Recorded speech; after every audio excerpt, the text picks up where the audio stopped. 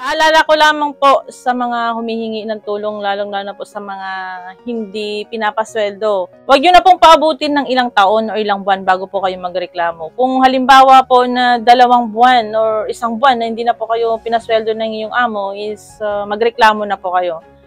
Marami po kasi ngayong complain na yung sahod nila is hindi binigay 14 months, 12 months.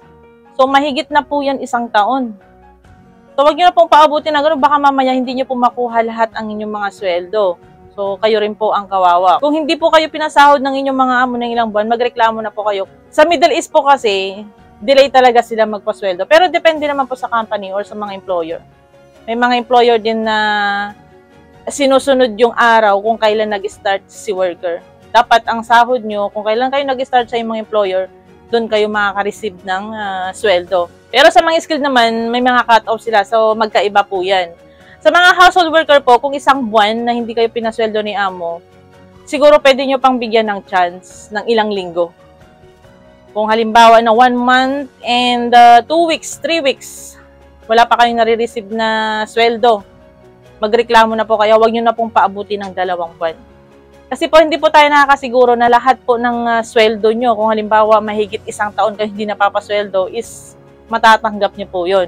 Marami pong gagong employer ngayon. Tulad po ng isang distress namin na umuwi. Sa Jordan po, halos buong kontrata niya hindi binigay ang sweldo. So, ang ginawa, pinauwi bigla ang OFW distress. So, ano pang magagawa niya? Makakapagreklamo na ba?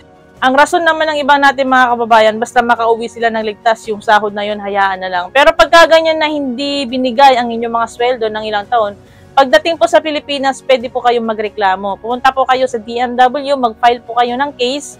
Yung agency nyo po ang haharap para yung agency nyo po ang tutulong na kausapin ang inyong mga employer. Si agency po ang magipag-usap sa inyong mga employer para ibigay po ang inyong mga sweldo. Huwag po kayong papayag na hindi nyo makuha, pinaghirapan nyo po yun. Kaya nga po ng ibang bansa kayo nagtrabaho sa abroad para magkaroon ng pera, ipon, pangtustos sa pamilya. So, yun lamang po ang gusto kong ipaalala sa mga OFW, lalong-lalo na po sa ating mga household worker. Huwag po kayong papayag na abutin ng ilang buwan yung sweldo nyo na hindi binibigay ng inyong mga employer. Magreklamo na po kayo agad kasi hindi po tayo nakakasiguro na ibibigay po lahat ng inyong mga sweldo. So, meron po tayong magandang balita. Kung maalala nyo po yung isang OFW distress sa Jordan na nahulog mula sa 3rd floor. Nahulog siya. Pero hindi natin alam kung nahulog talaga. So, nakauwi na po siya ng Pilipinas. Kailangan niya lamang po ng konting tulong financial kasi hindi po siya makalakad. Siguro sa impact ng pagkakabagsak niya, sobrang taas. By next week po siguro pupuntahan po natin yung isang OFW distress na galing Jordan na hindi siya makalakad.